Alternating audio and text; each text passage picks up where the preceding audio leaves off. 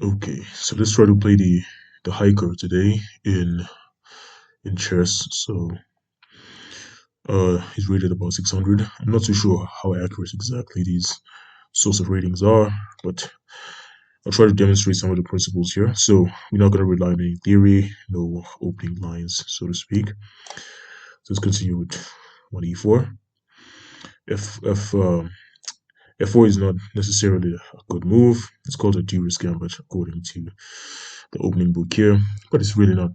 I don't think it's a good move precisely because, well, f7 tends to be the weakest square for black.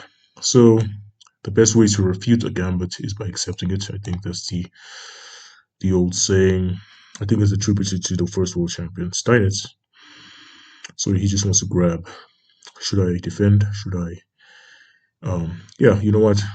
I should be giving like a check here because, well, this is justified. Even though it breaks principles, right? This is justified because it sort of denies our opponent's casting rights. Can't really display that.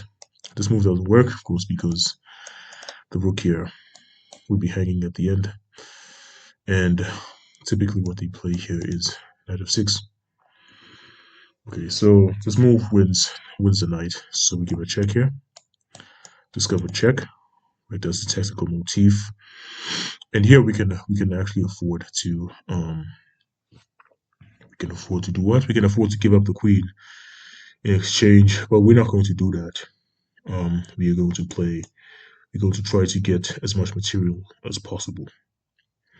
So let's start off with check here. Sort of move out of the way so that the rook doesn't take when we take this guy. And notice that our queen is under attack, so we can continue giving checks. Just move out of the way of the bishop here, and then continue here. Just win material. Queen takes, and the queen takes. There's no danger here. None of us are well developed, except for the queen here for white.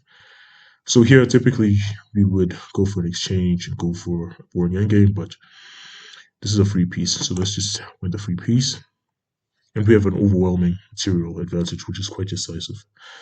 I should think so. So strongest move in the opening is a development move, so we develop ideas to give checks.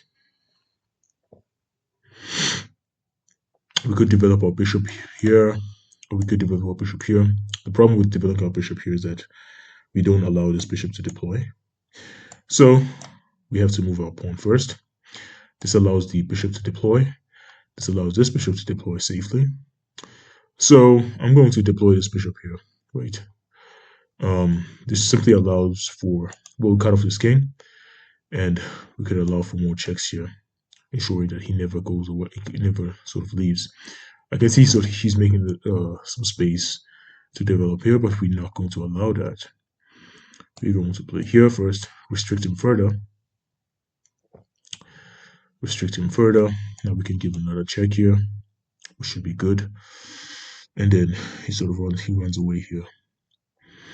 But that's not what I want to do. I want to develop first, bring this bishop here, just to allow for a greater restriction on his movement. So let's give a check here, force him down. Now we should give checkmate here. So that's checkmate. Yeah, so f4 is a devious move, and you should be wary of your opponent's checks generally. Right. So this move here, I'm pretty sure there's some games played with this opening called the de-risk gambit. But as a general rule, you want to avoid this kind of check. So I assume that knight f6 is the correct move here. Simply avoiding a check, right? It's the correct move. It sort of develops the knight, and the idea here is simply overlooks this idea of queen check. So you have to be wary of that. Even in king's gambits types of positions, you want to avoid sort of these checks here. Especially whenever you move this pawn. Yeah, so it's quite simple, right? We played on principle and we won the game.